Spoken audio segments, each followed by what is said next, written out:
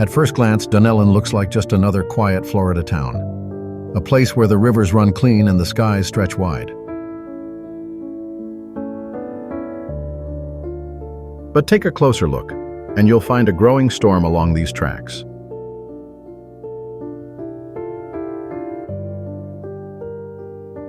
These aren't just old railroad ties, they're coated in creosote, a chemical preservative classified by the EPA as a probable human carcinogen.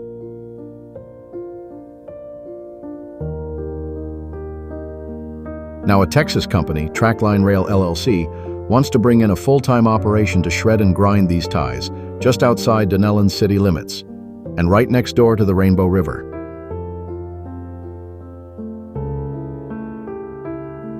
This river is a protected aquatic preserve and national natural landmark. It's the lifeblood of tourism, wildlife, and the people who live here.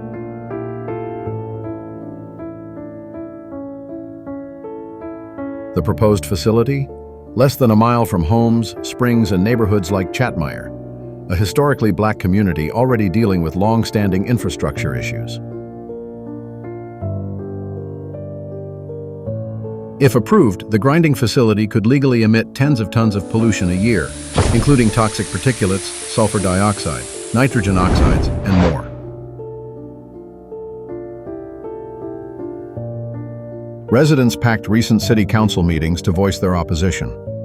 Dunnellon officials formally objected to the plan, but since the site lies in unincorporated Marion County, the decision's out of their hands.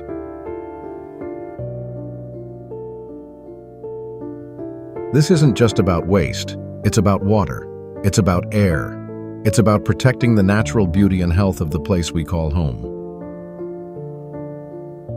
We're flying high in Florida, and sometimes the best way to see what's really happening is to get above it.